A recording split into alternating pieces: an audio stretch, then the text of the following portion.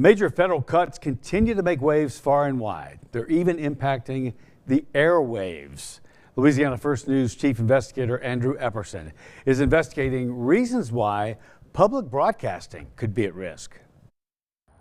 Give me some levels. 4 letters people in South Louisiana have known for more than 4 decades. Kicking off this morning, things going good? Very good. WRKF, Baton Rouge's non-commercial public FM radio station. We provide news and information programming, a 24-hour classical station on our HD2 channel, and we are also air NPR programming as well. This is Paul Mawson, who's worn many hats in the radio business. We do a little bit of this, a little bit of that. He's WRKF's general manager. We're constantly sort of adjusting how we operate and what we do. Mawson says in 2025, that adjusting could impact about 8% of his station's budget. Money provided by the Corporation for Public Broadcasting. Funded by the American people. The corporation funds local public radio and national services like PBS and NPR. They were told that there's nothing they can do. They can go exist on their own if they want to, but I do want to defund them. As Mawson notes in an email to WRKF listeners, federal support for public radio is no longer guaranteed. Right now, we have to strategize for a couple of different possibilities. This year, FCC Chairman Brendan Carr announced he's opening an investigation into commercials on NPR and PBS programming with the goal to cut funding.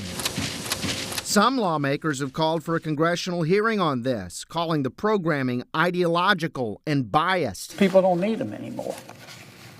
So why are we giving them money? Louisiana Republican Senator John Kennedy even introduced a bill called the No Propaganda Act, Opinion journalism, which would cut off federal funding to the CPB. It is disgraceful for the American people to have to fund this rot. Give me one of these. NPR seems to be the biggest target. Hey there, it's the NPR Politics Podcast. It gives content to more than 1,000 stations, including Baton Rouge. Very good. But Mawson says most of what WRKF runs is local. The ties between LSU and the oil and gas industry. And that's what would take a hit if the CPB money is cut. Local programming is the most expensive thing that we produce. Mawson says CPB money brings around $150,000 each year for the station. Federal dollars making a community impact. It enables us to hire people. It enables us to buy equipment. Noting radio's importance during severe weather, like hurricanes. Radio is a delivery mechanism for emergency information. And its role promoting conversation. Which is really special, I think. Mawson says he hopes the powers that be will have that dialogue. That's what WRKF is. It's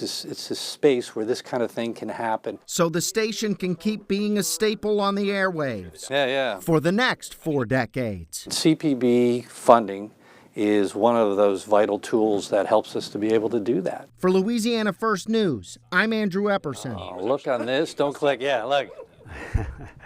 A Corporation for Public Broadcasting statement this month is thanking lawmakers for continuing to provide funding through at least 2027, saying those services are vital.